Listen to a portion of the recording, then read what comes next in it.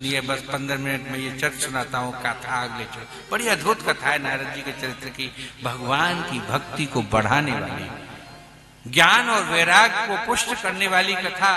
के हम पुरा भवम कश्चित, के हम मन में पुरा भवम, पहले समय में पूर्व जन्म की कथा सुना रहे हैं नारद जी अपनी, कि मैं पहले क्या था। देखिए मनुष्य थोड़ी सी त्रुटि पर और गलती पर अपराधों का सो दंड मिलता ही मिलता है साहब, पापों का दंड तो मिलता ही मिलता है साहब। कोई ये कह ले कि मैं पाप करके चाहे काल कोठरी में 7 कोठरी बंद में आप भी कोई पाप करेंगे, आप संसार भले ही न देखे लेकिन इसकी सहस्र आंखें हैं, हजारों हजारों मेरे गोविंद की आंखें हैं, वो तो देख रहा है, वो अवश्य देखता है कि हम पुरा भवम कशित और गंधर्व उपवर्ण, मैं पहले उपवर्ण नाम का गंधर्व था। नारद जी कहते हैं, सुना है आपने ये वृत्तांत? कभी नहीं सुना कि मैं पहले उपवर्ण, मेरा नाम था उपवर्णन। क्या ठिकाना है उपवर्णन का? जो वर्णन आया है मैं उसे हिंदी में आपको सुना दूं। उत्तम नर्तक, नृत्य करने वाला, गंधर्वों का काम ही होता है नाचे और गाएं, देवता। और देवलोक का गंधर्व था, इंद्रलोक का, स्वर्ग का गंधर्व था, ब्रह्मा के यहाँ भी ब्रह्मा का मनोरंजन करने जाता था, उच्च कोटि का गायक था साहब। सारी कलाएं उसमें कूट कूट करके भरी हुई थी उपवरण में। किन्नाम्ना तीते महाकल्पे, ये पूर्व कल्प की बात है व्यास जी, कृष्णद्वैपायन जी, कि मैं पूर्ण नाम का गंधर्व था और गंधाराम सुसम्मत है, और समस्त गंधर्वों का राजा था गंधर्व राज था। उन्होंने सुसम्मत होकर के मुझे सभी गंधर्वों ने चयन कर लिया था। और क्या कहा है, क्या क्या गुण थे कि रूप पेशल माधुर्य, मुझ में रूप तो अद्भुत था, किसी देवता कोई रूपवान नहीं था इतना जितना मैं था। कि रूप पेशल माधुर्य और सौगंध प्रिय दर्शन, मेरे शरीर में से सुगंध उठा करती थी, जैसे अभी सत्यवती के शरीर में सुगंध करती थी, कर दी थी उन्होंने पाराशर जी ने। कि सौगंध है प्रिय दर्शन, मैं सबको प्रिय लगा करता था। और स्त्रीणाम प्रियतमो, कोई स्त्री मुझे देख लेती थी, वो प्रियतम बनाने के लिए, पति बनाने के लिए लालायित हो जाती थी। ये मेरी स्थिति थी। This place is bigger than I thought. So we've only got 1 hour. Could you plan us a tour? I see you're at the Liam Museum. बनाने के लिए लालायित हो जाती थी। ये मेरी स्थिति थी। जमीन पे थोड़ी आता था तो फिर सब उसे स्त्री पति बना लेंगे। और इंद्र के यहाँ कोई मर्यादा नहीं है, वहां अप्सराएं रहती हैं, वो अप्सराएं उसको 100 बार पति बनाए, वो जाने, उनका काम जाने, वो वहीं रहता था। कि नित्यम मत्तस्तु पुरलंपट, इसलिए मैं कुछ लंपट भी हो गया था। कई भार्याओं के साथ, अप्सराओं के साथ गाना बजाना करता था। अप्सराएं घृताची है, रंभा है, उर्वशी है, तिलोत्तमा है, जिसके शरीर का तिल तिल उत्तम है, अंग अंग उत्तम है, उस अप्सरा का नाम तिलोत्तमा है। उर्वशी तेज उर्वशी परम दिव्य है उसका नाम। और रंभा तो भगवान श्री हरि ने प्रकट की थी अपने शरीर से और इंद्र को दे दिया था। उसके समान तो कोई अप्सरा नहीं है, सुंदरी नहीं है कोई संसार में। इंद्राणी भी फैले उसके आगे। भगवान नारायण ने बदरकाश्यप में प्रकट कर ली थी, वो दे दिया था। तब पूर्व जन्म पहले की बात है कि मैं एक गंधर्व था, ये मेरे गुण थे। और मैं बड़ा उन्मत्त रहा करता था, किसी की बात नहीं होती कि किसी पे सत्ता आ जाए, किसी पर रूप आ जाए, किसी में सौंदर्य आ जाए तो उसके अभिमान का कोई ठिकाना नहीं रहता। बोलिए वृंदावन बिहारी राजा। मान तो हो ही जाता है ना, क्यों नहीं होता है? कोई सबसे ज्यादा सुंदर किसी के घर बहू आ जाए तो बहू फिर थोड़ा सिर पे ही चढ़ के बोलती है कि मैं सबसे ज्यादा सुंदरी हूं साहब। लेकिन मान नहीं करना चाहिए।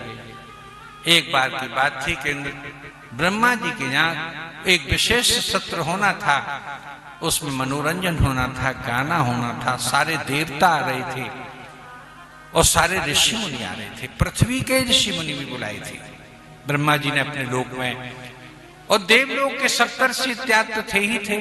और सब एक मर्यादा है इस पीठ की, कि इस पीठ पर ये गायक लोग बैठे हैं, ये गंधर्वों की श्रेणी में आते हैं।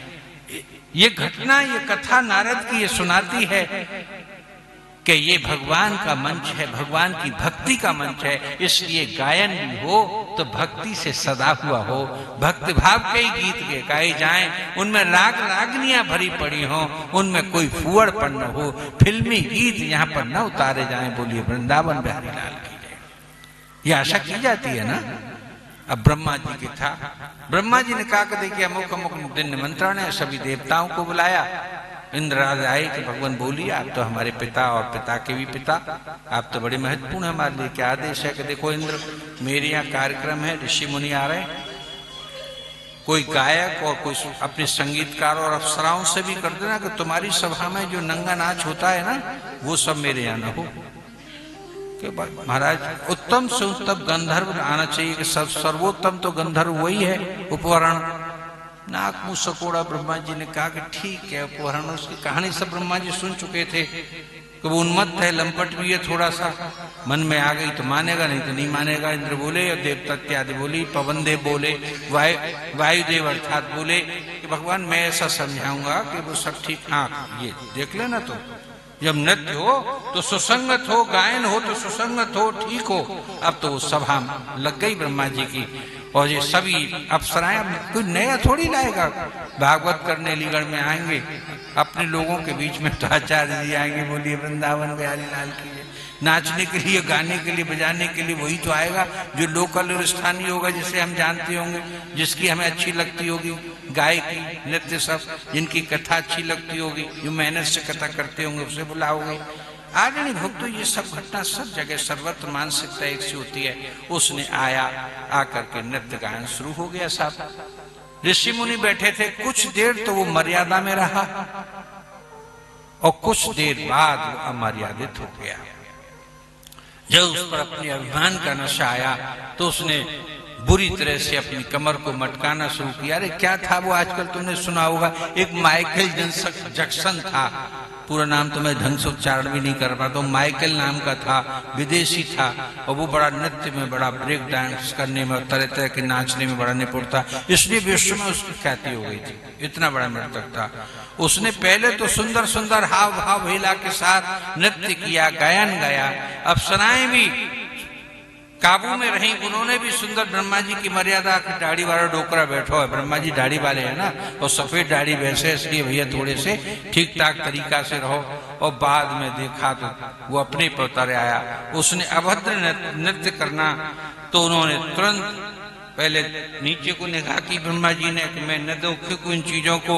फिर इसके बाद ऋषि मुनियों से वशिष्ठ, पुलह, क्रतु और ये इत्यादि अत्रि, ये सब सप्तऋषि बैठे हुए थे, इन्होंने भी नीचे को निगाह कर ली। उसकी भड़ेती को देख करके, उसकी भाणी मारने की जो कला को देख करके, तो उन्होंने फिर शाप दिया है उस उपहरण को। इंद्र ने बहुत देरी आंखें निकाली, इंद्र की आंखों की तरफ उसका अभिमान देखे तब ना।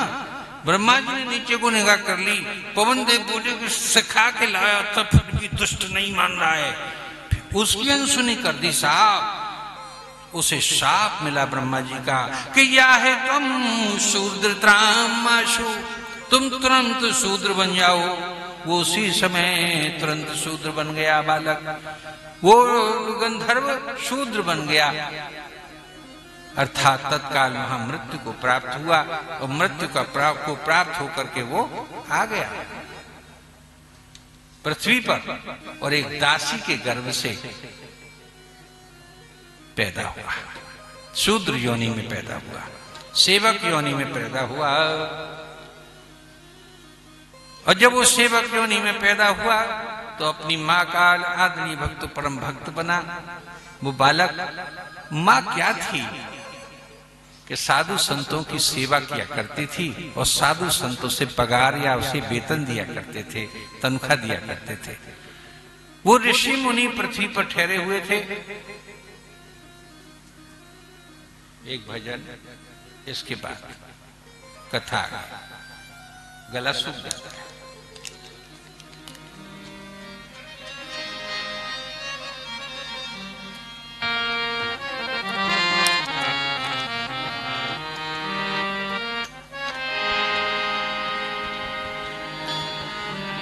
यही सत्य कहते